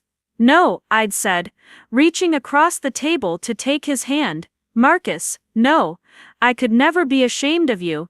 Then help me understand, he'd replied, his voice gentle but firm. Because from where I'm sitting, it looks like you've decided I'm not good enough to meet your family, and I don't know how to fix something when I don't understand what's broken. That night, lying awake beside Marcus while he'd slept fitfully, I'd finally forced myself to confront the reality I'd been avoiding. My fear of my family's judgment wasn't protecting anyone, it was poisoning my marriage and denying Marcus the respect he deserved as my partner. Worse, it was allowing my parents' narrow worldview to control my choices even when they weren't physically present, giving them power over my happiness that they hadn't earned and didn't deserve. I'd made the decision in the darkness of our bedroom, watching Marcus's face in the dim light filtering through our curtains. Whatever happened when my family met him, whatever subtle or obvious judgments they made, I would stand beside him and make it clear that their approval wasn't required for our happiness. If they couldn't see his worth, that was their loss, not ours. The next morning, I'd called my mother and accepted Jessica's invitation, adding that I'd be bringing my husband. The silence that had followed this announcement had been long enough for me to question my resolve, but I'd pressed on, providing Marcus's name and dietary restrictions as if this were a normal family introduction rather than a revelation that would reshape their understanding of my life. "Your husband," my mother had repeated, her voice climbing to a pitch that suggested I'd announced my intention to become a circus performer. "Marcus Chen," I'd said firmly. "We've been married for a year and a half. I'm looking forward to you meeting him." The conversation that had followed had been predictably chaotic, with my mother cycling through shock, hurt, and anger before settling into the sort of controlled disapproval she'd perfected over decades of social navigation. Why hadn't I told them? What would people think? How could I have made such an important decision without consulting the family? When had I become so secretive and inconsiderate? Each question had been designed to make me feel guilty for my choices, to shift the focus from their lack of interest in my life to my failure to keep them properly informed. But for the first time in years, I'd felt strong enough to resist their emotional manipulation, secure in the knowledge that I'd built something real and valuable with Marcus, regardless of their opinion about it. "You'll meet him Saturday," I'd said, cutting through my mother's litany of concerns. "I think you'll like him once you get to know him." I'd hung up before she could respond, my hands shaking slightly from adrenaline and the unfamiliar sensation of standing my ground with my family. Marcus had found me in the kitchen a few minutes later, still staring at the phone, as if it might ring again with more comfortable conversation. "So," he'd said, wrapping his arms around me from behind, "I take it we're going to a party." The week leading up to Jessica's dinner party had been a master class in anxiety management. I'd found myself second-guessing everything from Marcus's outfit choices to his conversation topics, not because I doubted his ability to handle himself in social situations, but because I knew my family would be analyzing every detail for evidence of his inadequacy. Marcus, meanwhile, had approached the evening with his characteristic thoughtfulness, researching Derek's law firm and Jessica's volunteer work, so he could ask informed questions and find common ground for conversation. "They're going to love you," I'd told him, on Saturday afternoon, as he'd adjusted his tie for the third time, his own nervousness finally beginning to show. "And if they don't," he'd asked, meeting my eyes in the bathroom mirror, "then that's their loss," I'd replied, meaning it more than I'd ever meant anything in my life.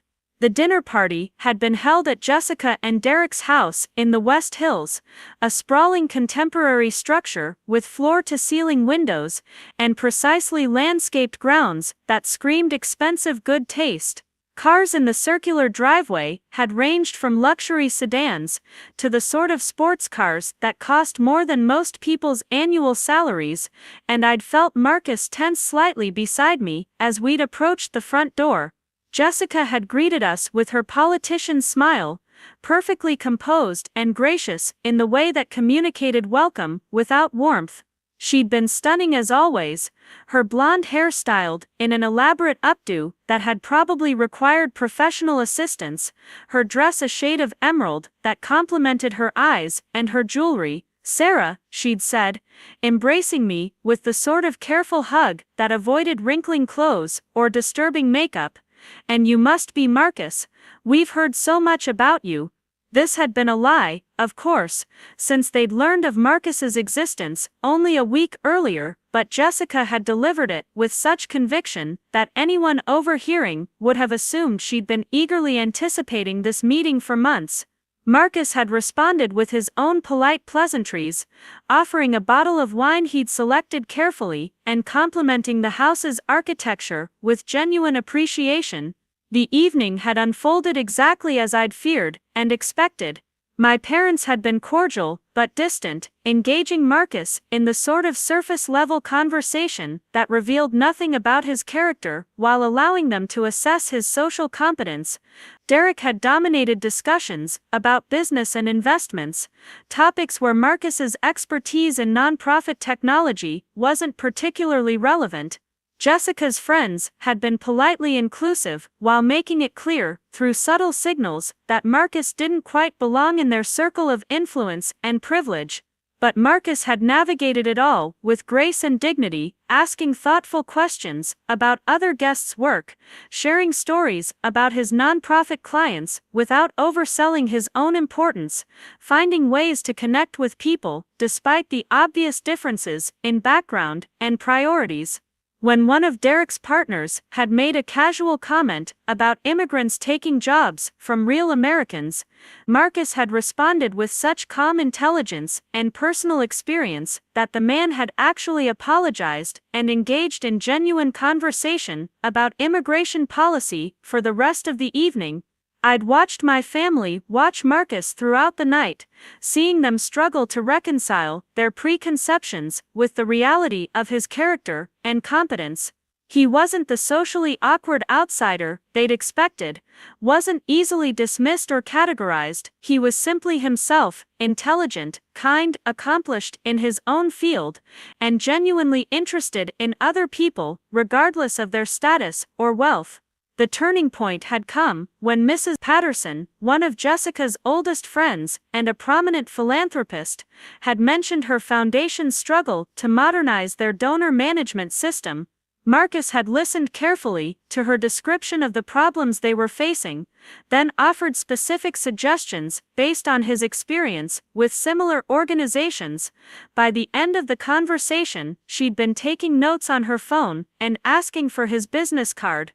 "You know," she'd said to my parents later, "your son-in-law has some brilliant ideas about streamlining nonprofit operations. My foundation could really use someone with his expertise."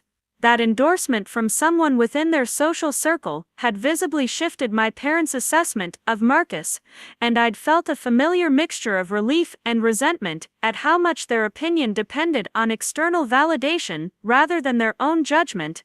But watching Marcus charm Mrs. Patterson with his genuine passion for helping organizations achieve their missions had also filled me with pride and love, reminding me why I'd fallen for him in the first place. The drive home had been quiet, both of us processing the evening's revelations and tensions. Marcus had been gracious about the experience, acknowledging that my family had been polite and welcoming, while clearly understanding the subtext of judgment and evaluation that had underlain every interaction. "They're not bad people," he'd said, as we'd pulled into our driveway, and I'd loved him even more for his generosity toward people who'd spent the evening assessing his worthiness. "But they're not your people either," I'd replied, finally able to articulate what I'd been feeling all evening. Marcus had considered this for a moment, then reached over to take my hand. "No, they're not. But they're your people, and that makes them important to me. We don't have to be best friends, but I hope we can find a way to be family." That night had marked a shift in our relationship dynamics, not because my family had suddenly embraced Marcus, but because I'd stopped allowing their potential disapproval to control my choices. We'd begun including them in our holiday celebrations and major life events, but always on our terms, with clear boundaries about what behavior was acceptable and what consequences would follow if those boundaries were crossed. My parents had gradually warmed to Marcus as they'd gotten to know him better, though their approval had remained conditional on his continued demonstration of worthiness according to their standards. They'd celebrated when his consulting business had grown large enough to require additional staff, had bragged to their friends about his success with prominent nonprofit clients, had even invited us to family gatherings where they'd proudly introduced him as their son-in-law, the successful entrepreneur. but the underlying dynamic hadn't changed. Marcus was acceptable to them because he'd proven himself within their framework of success, not because they'd expanded their definition of what success could look like. When he'd turned down a lucrative job offer from a Fortune 500 company to continue his nonprofit work, they'd been visibly disappointed and concerned about his career trajectory. When we'd chosen to rent a modest apartment in Southeast Portland rather than buying a house in the suburbs, they'd made repeated comments about investment opportunities and building equity. Jessica's relationship with Marcus had evolved differently, from initial skepticism to grudging respect to something approaching genuine friendship. She'd begun asking his advice about technology issues at her volunteer organizations, and he'd helped her streamline several fundraising processes with characteristic thoroughness and creativity. Their conversations had developed a warmth that my interactions with Derek had never achieved, based on mutual appreciation for each other's skills rather than social obligation. I underestimated him, Jessica had admitted to me during one of our rare private conversations, and the acknowledgement had meant more to me than any elaborate apology could have. Most people do initially, I'd replied, and we'd both understood that this was as close to discussing our family's prejudices as we were likely to get. Uncle Thomas had been the exception to all these careful negotiations and conditional acceptances. When I'd finally introduced him to Marcus at a family barbecue the summer after our wedding revelation, he'd immediately recognized the qualities that had made me fall in love. Within an hour, they'd been deep in conversation about Marcus's work with veterans organizations, Uncle Thomas sharing stories about his own military service and asking detailed questions about the challenges facing contemporary veterans. "You chose well," Uncle Thomas had told me privately later that evening, and the simple statement had carried more weight than all my parents' eventual approval combined. He'd made a point of including Marcus in family conversations and decisions, treating him as a full member of the Mitchell clan rather than a peripheral addition. When my parents had been debating whether to renovate their kitchen, Uncle Thomas had suggested they consult Marcus about smart home technology options. When Jessica had been planning her anniversary party, he'd recommended Marcus's event management software, small gestures, but ones that had communicated respect and inclusion in ways that my parents' polite tolerance never had. Marcus had responded to Uncle Thomas's acceptance with the sort of loyalty and affection he reserved for people who'd earned his trust. He'd begun stopping by the cabin regularly, helping with maintenance projects and technology upgrades, learning carpentry skills that complemented his digital expertise. Their friendship had developed naturally, based on shared values and mutual respect, rather than family obligation.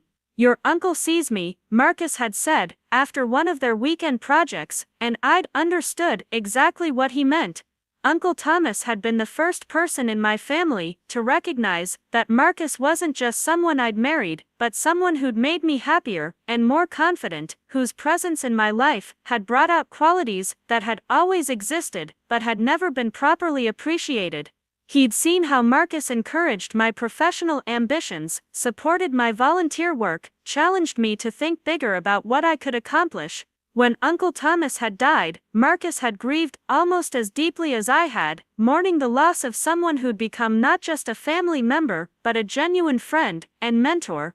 He'd helped me clean out the cabin, had discovered some of the photographs and documents that revealed the depth of Uncle Thomas's attention and care, had understood immediately why his loss felt so devastating. "He was documenting your achievements because he was proud of you," Marcus had said, finding me crying over the folder of newspaper clippings and award certificates. "He wanted to make sure someone was keeping track of all the things you accomplished, even when the rest of your family wasn't paying attention." That insight had helped me understand Uncle Thomas's legacy in a new way, not just as validation of my choices, but as evidence that someone had been witnessing my life, celebrating my successes, even when I'd felt invisible and unappreciated. The inheritance had been the final expression of that lifelong support, his way of ensuring that my worth would be recognized in terms that even my skeptical family couldn't dismiss. Now, sitting in the lawyer's office with my marriage certificate spread on the table, and my family finally forced to confront the reality of my adult life, I felt the weight of all those years of hiding and protecting, and justifying. Marcus wasn't there physically, but his influence permeated every aspect of the revelation, from the confidence I'd found to challenge my family's assumptions, to the security I felt in knowing that someone loved me exactly as I was. The inheritance was validation, but Marcus had been transformation. Uncle Thomas had seen my potential and tried to nurture it from a distance, but Marcus had lived it daily, had helped me become the person Uncle Thomas had always believed I could be. The money and property would change my external circumstances, but Marcus had already changed everything that mattered about my internal landscape. Looking across the table at Jessica's shocked face and my parents' struggle to process this new information about my life, I felt grateful for every difficult conversation and awkward family gathering that had brought us to this moment. Marcus had been right that night in our kitchen, when he'd said we could find a way to be family, not the family I'd grown up with, but the family we'd chosen to create together, built on honesty and respect, rather than obligation and expectation. Uncle Thomas's will had forced my original family to finally see me clearly, but Marcus had been seeing me clearly all along. That recognition, that daily affirmation of my worth and potential, had been the true inheritance, the gift that had made everything else possible. The silence following Mr. Peterson's reading of Uncle Thomas's final letter stretched so long that I could hear the heating system cycling on, a gentle whisper of warm air that seemed to emphasize the chill that had settled over the room.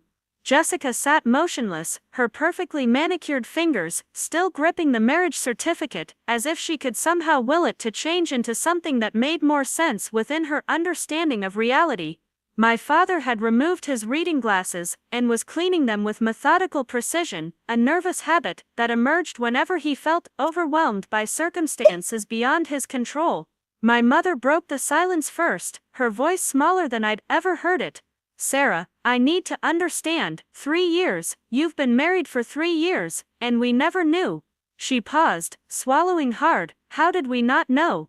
The question hung between us like an accusation and a plea, and I found myself weighing my response carefully. The easy answer would have been to point out all the times I'd tried to share news about Marcus, all the conversations that had been redirected toward Jessica's accomplishments, or my parents' concerns about my career choices.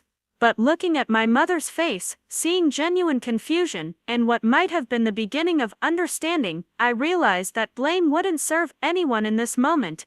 "You knew," I said quietly. "I mentioned Marcus many times over the past few years. I talked about our relationship, our plans, the life we were building together, but every time I brought him up, the conversation moved elsewhere."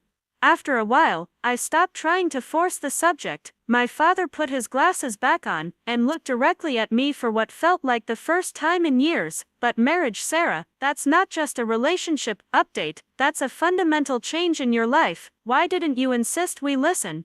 The irony of him asking why I hadn't insisted on their attention wasn't lost on me, but I could see genuine bewilderment in his expression. Robert Mitchell was a man who valued clear communication and direct action, and my indirect approach to sharing this news must have seemed incomprehensible to him. Because I was tired of feeling like I had to justify my choices to people who'd already decided they knew what was best for me, I replied, the honesty feeling both liberating and terrifying.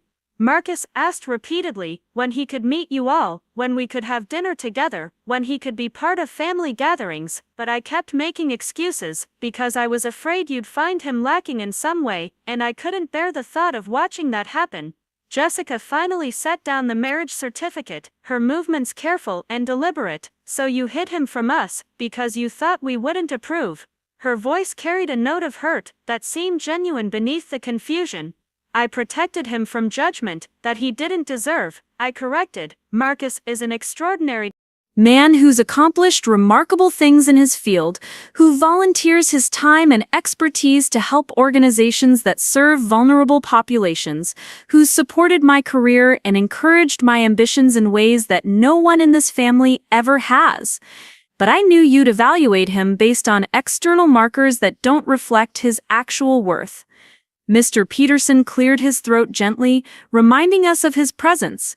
Perhaps I should mention that there's one final document in Mr. Whitaker's bequest. A letter specifically addressed to Marcus Chen to be delivered after the will reading if the marriage documentation was verified. He reached into his briefcase and withdrew a cream-colored envelope with Marcus's name written in Uncle Thomas's distinctive script. The sight of it made my throat tighten with emotion, knowing that even in death, Uncle Thomas was still finding ways to honor and include the man I'd married. He was thinking of everyone, my mother murmured, and I could see her struggling to reconcile this evidence of Uncle Thomas's planning with her own lack of awareness about such a significant part of my life. The rain against the windows had softened to a gentle patter, and the gray afternoon light was beginning to fade toward evening. I found myself thinking about Marcus, probably at home preparing dinner and wondering how the will reading was progressing. He'd offered again that morning to accompany me, but I'd insisted on facing this alone, not wanting to subject him to potential family drama. Now I wished I'd accepted his support, wished he could witness this moment of recognition and validation. I'd like to read Uncle Thomas's letter to Marcus, I said, surprising myself with the request. If that's permitted, Mr. Peterson nodded and handed me the envelope. My hands trembled slightly as I broke the seal, unfolding pages covered with Uncle Thomas's careful handwriting. The letter was longer than the one addressed to the family, and as I began reading silently, I could feel tears building behind my eyes. "Would you read it aloud?" my father asked, his voice gentle. "I think we'd all like to hear what Thomas had to say to your husband." I took a deep breath and began reading, my voice catching slightly on the opening words. "Dear Marcus, if Sarah is reading this letter, it means she's shared our family's story with you, and you've seen how slow some of us can be to recognize what's right in front of us." Jessica shifted in her chair but didn't interrupt. "I want you to know that from the moment I met you, I could see the change you'd brought to Sarah's life. She'd always been remarkable, but with you she became radiant. The confidence she carried, the joy in her voice when she talked about your shared plans, the way she stood a little taller when you were beside her, these weren't changes that could be faked or performed. They were the natural result of being truly seen and valued by someone who understood her worth." My mother's hand had gone to her throat, her usual gesture when emotions threatened to overwhelm her composure. "You accepted Sarah completely, not as a project to be improved or a puzzle to be solved, but as an accomplished woman whose dreams deserved support and whose contributions deserved recognition. You never asked her to be anyone other than exactly who she was, and in return she flourished in ways that some of us had never bothered to notice." I paused, glancing around the table at my family's faces. My father was listening with the intense concentration he brought to serious matters, while Jessica appeared to be struggling with emotions she couldn't quite name. "I know Sarah worried about introducing you to the family, and I know you were patient with her concerns even when they must have been hurtful. That patience tells me everything I need to know about your character and your commitment to her happiness. A lesser man would have issued ultimatums or made demands, but you understood that some battles aren't worth fighting when the war is already won." The letter continued with Uncle Thomas's observations about Marcus's work with veterans organizations, his volunteer efforts at the free clinic, his genuine interest in using his skills to benefit others rather than simply accumulating wealth or status. Each paragraph revealed how carefully Uncle Thomas had been paying attention, not just to my life but to the man who'd become central to it. "Sarah's family means well, but they've spent so many years focused on external measures of success that they sometimes miss the internal qualities that actually matter. They'll come around once they understand that strength isn't always loud, that accomplishment doesn't always come with fanfare, that true partnership is built on mutual respect rather than social convenience." Jessica made a small sound that might have been agreement or protest, but she didn't speak. "I'm leaving Sarah the construction company and the cabin because I believe she has the vision and integrity to grow both into something even better than what I built." But more than that, I'm trusting her with this inheritance because I know she has you beside her, supporting her decisions and helping her navigate challenges with wisdom and perspective I couldn't provide from beyond the grave." The final paragraphs were personal, Uncle Thomas sharing memories of conversations he'd had with Marcus about military service, about the challenges facing veterans transitioning to civilian life, about the responsibility that came with skills and opportunities. He thanked Marcus for loving me well, for seeing potential where others had seen problems, for building a partnership that honored both individual dreams and shared values. "Take care of her, Marcus, not because she needs protecting but because she deserves celebrating. Help her remember when family dynamics or business pressures threaten to make her doubt herself, that she's already proven her worth 1,000 times over. The people who matter most have always seen her clearly, and now the rest of the world will have the chance to catch up." When I finished reading, the room fell into another extended silence. Outside, streetlights were beginning to flicker on as Portland settled into its winter evening rhythm. The law office felt suspended in time, as if Uncle Thomas's words had created a space where old assumptions could be examined and new understandings could take root. My father was the first to speak, his voice rough with emotion he was trying to contain. "He saw things we missed, didn't he? About you, about Marcus, about what really matters." It wasn't quite an apology, but it was an acknowledgement that carried weight coming from a man who rarely admitted to being wrong about anything significant. "Thomas always did pay attention to details the rest of us overlooked," my mother added, and I could see her mind working through years of family interactions, perhaps recognizing patterns she'd never noticed before. Jessica remained quiet, but I could see her processing Uncle Thomas's observations about external measures of success versus internal qualities. As someone who'd built her identity around social achievement and external validation, his words probably felt like a fundamental challenge to everything she'd believed about her own worth and priorities. Mr. Peterson gathered the papers and began organizing them into neat stacks, the business side of his role reasserting itself as the emotional revelations settled into practical reality. "The inheritance transfer will require several weeks to complete," he explained, "but the preliminary documents can be signed today if everyone is in agreement." The process that followed felt almost anticlimactic after the intensity of the preceding revelations. Signatures and witness statements, tax implications, and legal responsibilities.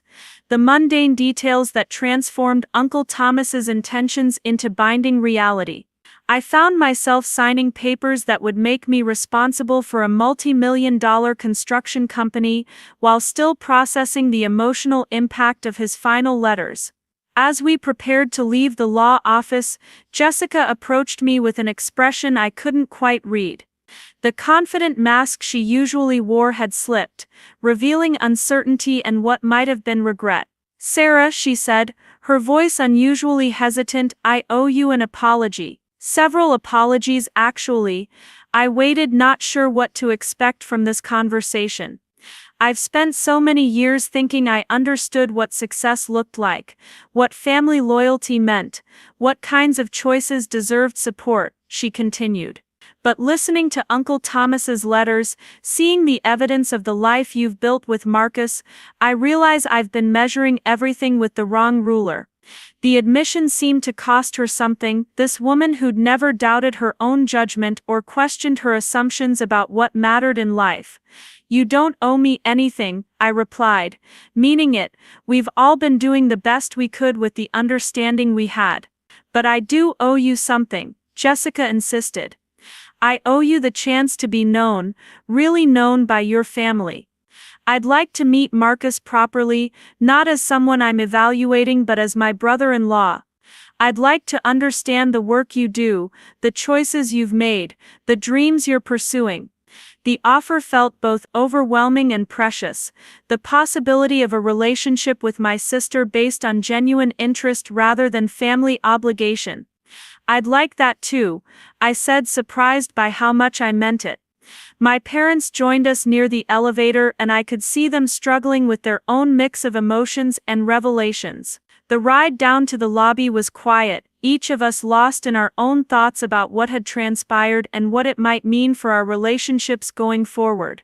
On the sidewalk outside the law office, my father pulled me aside while my mother and Jessica discussed logistics for transferring some of Uncle Thomas's personal effects. "Sarah," he said, his voice carrying a formality that meant he was preparing to say something important, "I need you to know that your mother and I are proud of you. We should have said that years ago, should have made sure you knew that our worries about your career choices came from love, not disappointment." The words I'd waited decades to hear felt both wonderful and bittersweet validation that arrived years after I'd learned to find my worth elsewhere. "I know you love me, Dad," I replied.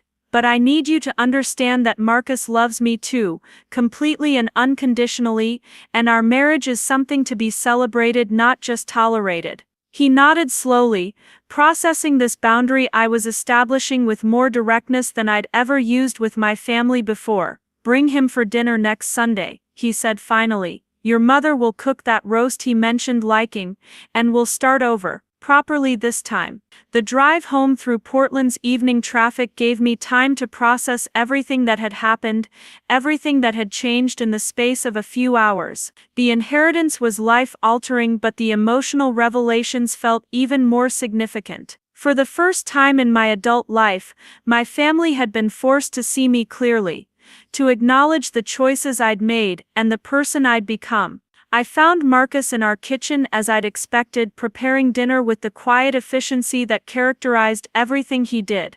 He looked up when I entered, his dark eyes searching my face for clues about how the afternoon had unfolded. "How did it go?" he asked, setting down the wooden spoon he'd been using to stir something that smelled like home and comfort. Instead of answering immediately, I went to him and wrapped my arms around his waist, burying my face in his shoulder and breathing in the familiar scent that meant safety and love and partnership. He held me for several minutes, not pushing for details but simply providing the steady presence I needed to ground myself. "Uncle Thomas left me everything," I said finally, my voice muffled against his shirt. "The company, the cabin, enough money to change our lives completely." Marcus pulled back slightly to look at my face, his expression showing surprise but not the shock I might have expected from someone else. "He must have seen something in you that convinced him you could handle that responsibility," he said, and the matter-of-fact way he accepted this news told me everything about how he viewed my capabilities. "He left you a letter too," I added, pulling the envelope from my purse. "I read it to my family, and I think it helped them understand some things they'd been missing." Marcus took the letter with the same careful attention he brought to everything that mattered, reading Uncle Thomas's words with the focus and respect they deserved. I watched his face as he processed Uncle Thomas's observations about our relationship, about the changes he'd brought to my life, about the support and understanding he'd provided during years when my family had been distracted by other priorities. "He was a wise man," Marcus said when he'd finished reading. "And he loved you very much. He saw us clearly," I replied, echoing words Marcus had used years earlier. "And now my family is starting to see us clearly too." Over dinner I shared the details of the afternoon, the shocked reactions to our marriage certificate, the reading of Uncle Thomas's letters, my family's struggle to reconcile their assumptions with evidence of the life I'd actually built. Marcus listened with the attention and empathy that had made me fall in love with him, asking thoughtful questions and offering insights that helped me process my own complicated emotions about the revelations. "They want to have us for dinner Sunday," I said as we cleaned up afterward. "A proper introduction according to my father." "I'd like that," Marcus replied, and I could see he meant it despite everything I'd told him about the family dynamics. It's never too late to start building better relationships. That night, lying in bed with Marcus's arm around me and the sounds of Portland settling into evening outside our window, I thought about Uncle Thomas's final gift to our family. The inheritance would change my professional life and our financial circumstances, but his letters had changed something more fundamental about how we understood each other.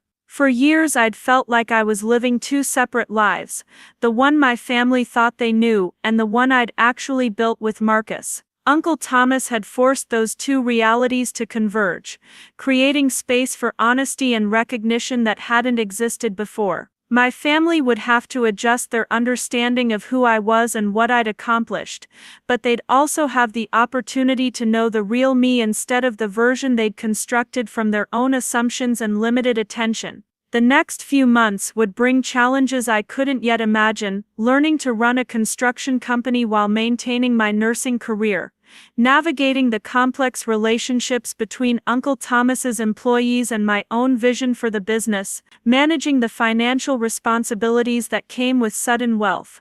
But I'd face those challenges with Marcus beside me, with a family that was finally willing to see me clearly, and with Uncle Thomas's confidence in my abilities to guide my decisions. Most importantly, I'd face them as myself, completely and authentically, without apology or explanation. Uncle Thomas had given me many gifts through his will and his letters, but the greatest was the reminder that I'd already proven my worth 1,000 times over to the people who mattered most and to myself. The inheritance was validation, but it wasn't permission. I'd been living a worthy life all along, building something meaningful with someone who loved me completely, serving others and pursuing dreams that aligned with my values rather than other people's expectations. As I drifted towards sleep, I could almost hear Uncle Thomas's voice in the settling house, offering the encouragement he'd provided throughout my life. "You know what to do with this, Megan. Trust yourself, and don't waste time trying to win people who've already decided not to see you."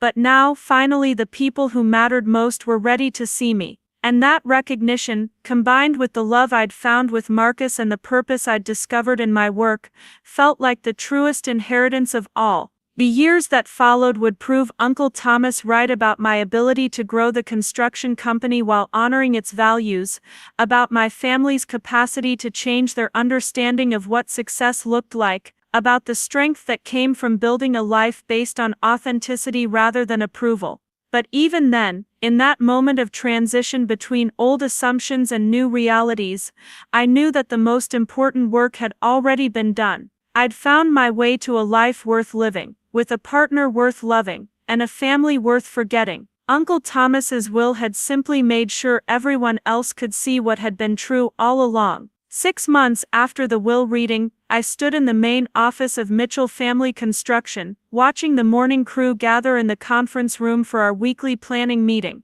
The familiar sounds of coffee brewing and work boots on concrete floors had become the soundtrack to my new reality, one where I balanced my nursing shifts with learning every aspect of a business I'd never imagined owning.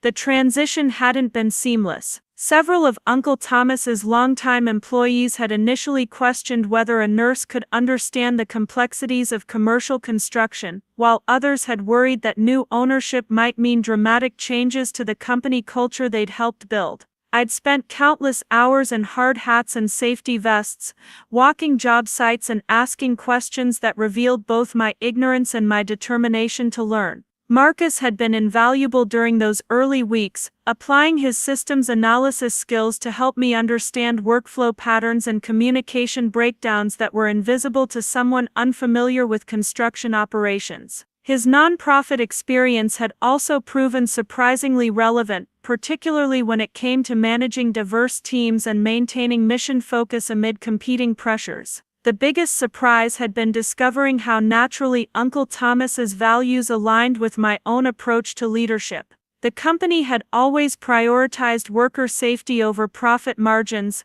invested in employee training even when contracts were tight, and maintained relationships with local suppliers even when cheaper options were available. These weren't just business practices but expressions of a philosophy that viewed success as something larger than financial gain. My nursing background had actually become an unexpected asset, particularly when dealing with workplace injuries and safety protocols. The clinical skills that allowed me to assess patients quickly translated well to evaluating job site risks, while my experience managing crisis situations had prepared me for the urgent decision-making that construction emergencies required. The Sunday dinners at my parents' house had become a new tradition, awkward at first but gradually settling into something approaching genuine family time. Marcus had won over my mother by asking for her recipe modifications and listening seriously to my father's stories about Portland's construction history.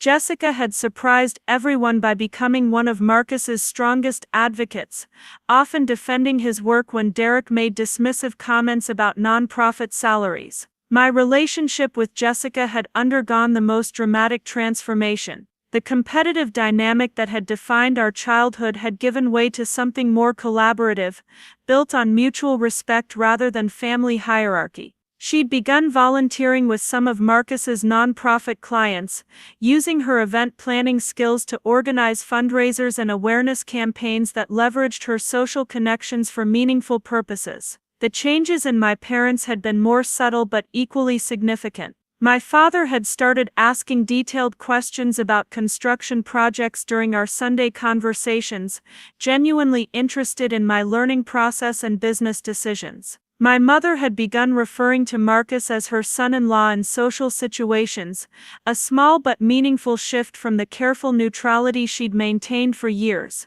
Dr. Williams had been both mentor and cheerleader throughout the transition, helping me navigate the complex scheduling required to maintain my nursing shifts while learning to run a company. The hospital had been remarkably accommodating, allowing me to reduce my hours while keeping my position open, understanding that my dual roles actually enhanced my value to both organizations. The free clinic work had continued as well, with Marcus and I maintaining our Saturday volunteer schedule despite the increased demands on our time. If anything, the financial security from the inheritance had made this work more meaningful, removing any pressure to monetize our skills and allowing us to focus purely on service. The most unexpected development had been the letter that arrived 3 months after the will reading, forwarded from Uncle Thomas's lawyer and bearing a return address I didn't recognize. Inside was a handwritten note from Commander Harris, Uncle Thomas's former military colleague, explaining that he'd heard about my inheritance through mutual contacts and wanted to share his perspective on Uncle Thomas's decision.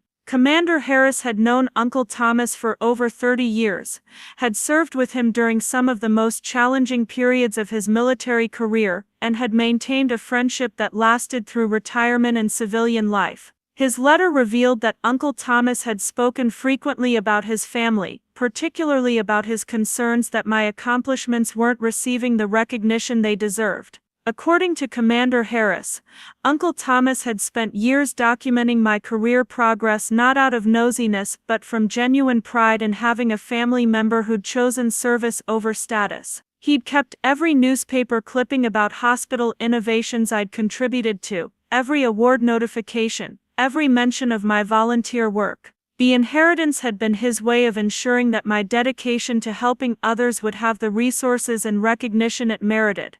The letter had also included an invitation to visit Commander Harris and his wife at their home in Seattle, an opportunity to learn more about Uncle Thomas's military service and the experiences that had shaped his values. Marcus and I had made that trip on a rainy weekend in April, spending hours listening to stories about the young man who'd grown into the mentor I'd known. Those conversations had provided context for Uncle Thomas's emphasis on quiet competence over flashy achievement, his belief that true leadership emerged from consistency rather than charisma. Commander Harris had shared examples of Uncle Thomas's problem-solving approach during military crises, his ability to see potential in overlooked personnel, his commitment to ensuring that recognition reached the people who'd actually done the work rather than those who'd taken credit for it.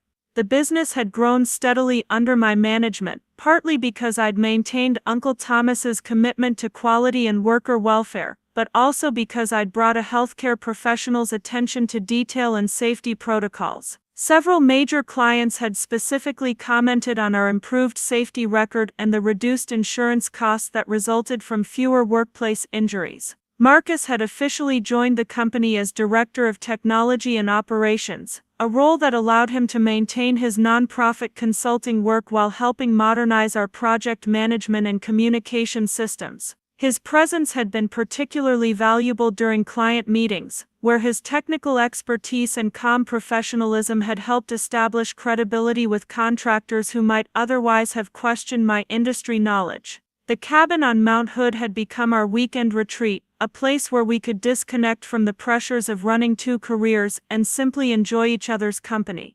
We'd made few changes to Uncle Thomas's careful arrangements, adding only a small office space where Marcus could work remotely when his nonprofit clients needed support outside normal business hours. Those quiet evenings in the mountains had provided space for reflecting on how dramatically our lives had changed in such a short time. The inheritance had brought opportunities and responsibilities we'd never imagined, but it had also validated choices we'd made long before Uncle Thomas's death. We'd been building a meaningful life together based on shared values and mutual support, and the inheritance had simply provided resources to expand that foundation. The most profound change had been in my relationship with my own sense of worth and belonging. For years, I'd struggled with feeling like an outsider in my own family, someone whose choices and accomplishments didn't quite fit their definition of success. Uncle Thomas's letters and inheritance had forced everyone, including myself, to recognize that I'd been measuring my worth against the wrong standards. The nursing work that my family had viewed as settling for less than my potential was actually the foundation for everything else I'd accomplished. The patience and communication skills required for healthcare had prepared me for managing construction teams. The crisis management experience had equipped me for business emergencies. The commitment to service had aligned perfectly with Uncle Thomas's vision for the company's role in the community. As I watched the construction crew discuss the day's priorities, I thought about Uncle Thomas's final letter and his prediction that I'd grow his business into something even better than what he'd built. That growth was already happening, not through dramatic expansion but through the gradual integration of healthcare perspectives into construction practices, the application of nonprofit efficiency principles to for-profit operations, and the continuing commitment to treating workers as valuable team members rather than replaceable resources. Marcus appeared in the doorway, tablet in hand and the focused expression that meant he'd discovered an elegant solution to a complex problem. He'd been working on a scheduling system that would optimize crew assignments while ensuring adequate rest periods, a project that combined his software skills with my understanding of how fatigue affected both safety and quality. "Ready for the meeting?" he asked, and I nodded, gathering the reports I'd prepared on our latest project outcomes and safety metrics. Walking into that conference room with Marcus beside me, addressing a team that had learned to trust my judgment and value my contributions, I felt the satisfaction that came from building something meaningful rather than simply inheriting something valuable. Uncle Thomas had given me the tools and the opportunity, but the actual construction of this new life had been accomplished through the same dedication and attention to detail that had made me a good nurse, a good wife, and now finally a good steward of his legacy. Up next, you've got 2 more standout stories right on your screen. If this one hit the mark, you won't want to pass these up.